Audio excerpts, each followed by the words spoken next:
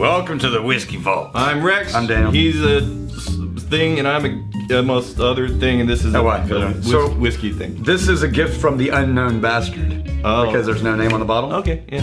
So if you are said bastard, then let us know. it arrived to us at the grand opening. Oh, man, that was a while ago. Yeah. Okay. In August of last year. You unknown bastard, you magnificent unknown.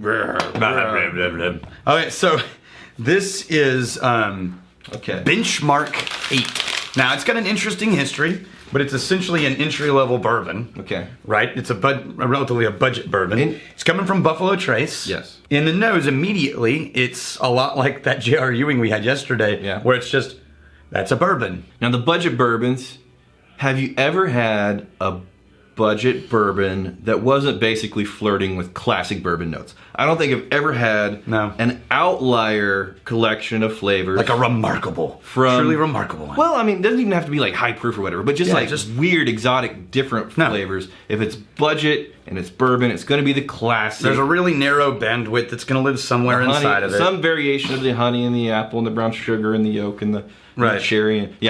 And, so, smells like relatively low proof on the nose. Mm-hmm. It's because it is. Brown sugar and a little bit of apple. I don't get a lot of cherry on the nose there. Same thing.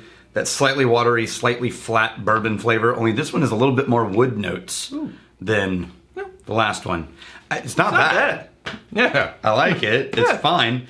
So it was originally created by Seagram's in the 1960s. 40%, yeah. As a luxury brand bourbon. Yeah. Wait, this? Yeah. Seagram's. At this proof? Seagram's bought it, or created it as, and read the side. What's the little note it says on the side right there? The bourbon by which all others are measured. Sure. So benchmark, number 8.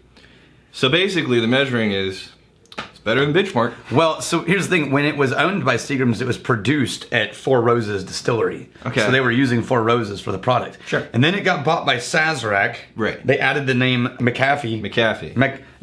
They don't know how to pronounce their names. Probably from Wisconsin. And then it's a Buffalo Trace product. The other thing with budget bourbon, more often than not, are the budget bourbons going to be these excess barrels that didn't quite make the cut for the more higher end public releases? No, I think it's the reverse, right? So I don't think there's a ton of... and I'm guessing. I don't know how people are mentally doing these things. I think you're choosing specific barrels to protect the fancy stuff. Right. And then you're just sort of pulling from your general stock and blending to recreate a flavor profile for everything else. I mean, you obviously have earmarked, we definitely need ones from this side of the brick house. We definitely need some of the Florida ones. Right. And you get sort of a general idea of where you're pulling from. Yeah. But it's a lot more forgiving because there's so many barrels going into it. It's easier to blend out variances. Yeah. Go back to the nose. The nose is more interesting now.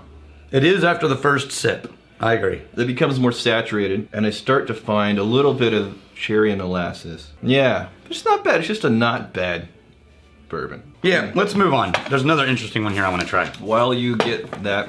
Oh, you already have it. Well, while you fight through the tape, we got Unaj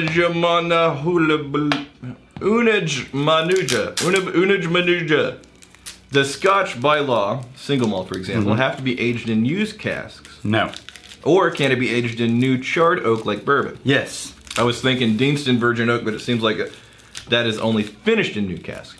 So there is no law. It just says oak. It doesn't say used oak, new oak. And this is how the Scots have been ripping us off for years. Yeah. No, so here's what's cool. Ripping us off, Scots. Okay. Here's what's cool is that the history of Scottish whiskey is simply a search for easily affordable barrels. So for the longest time, they were just using wine barrels. Right. Because they were already a barrel. Yeah. They didn't have to cooper them. Right. They were already shipped in with wine. They drink all the wine. Now they got this barrel. It's like, shit, let's fill it with whiskey. Yeah. Right? And then all of a sudden, after Prohibition, there was the law that got passed requiring new oak for bourbon. Right. And all of a sudden, there is a massive glut of first-use barrels just sitting empty that people can't do anything with. And Scotland's like, we'll take those off your hands. Yeah. And that's when bourbon casks took over. Used bourbon casks took over the Scottish whiskey industry. Now, the Scots prioritize easily accessible and affordable. That being said, though, whenever you're looking to have something sit in a barrel for more time to evolve and mature and change up in really, really, cool and interesting ways. Doing that in a new oak barrel, that's a limiting factor. It's a limiting factor. New oak is also going to have some tannin elements. It's going to have some harshness to it if you're not careful. The used oak is much more forgiving and can really round out and add layers to flavors in beautiful ways. And the fact that bourbon has a new oak requirement, I personally feel is very, very limiting into what's possible with bourbon. Even with that limitation, there are some phenomenal bourbons that exist. Oh, what is this? This is okay. American whiskey is what it is. It's a Wyoming whiskey. This is from Patrick. So not the brand we did a few days ago. It's from Wyoming. No, this is Patrick Larkin, and by the way, the patron saint. Patron Saint Patrick Larkin, oh, patron saint of whiskey. Oh.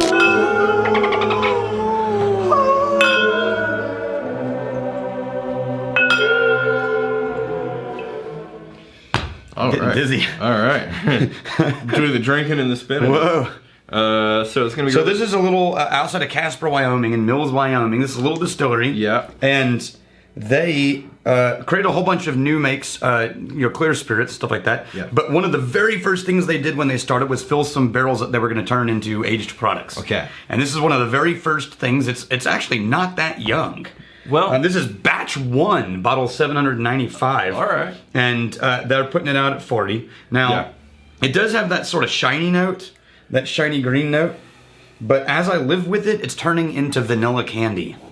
So there are some notes, and this is something that I really much enjoyed finding as we've gone into the thousands of whiskey samples.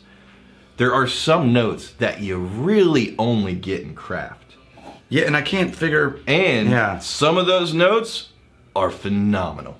Other notes are like, oh God, I'm glad this isn't a mass market note. Yeah. But there's a note in here that is like initially on the first approach, not excited. It's like a musty barn. Yeah, like a green, musty.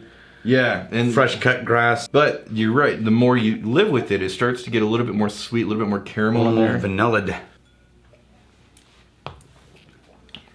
Oh, much more. The palate is really nice. Yeah. I wish it was a little higher proof. It does taste thin, but it's pretty. On the taste, it's much prettier than the nose.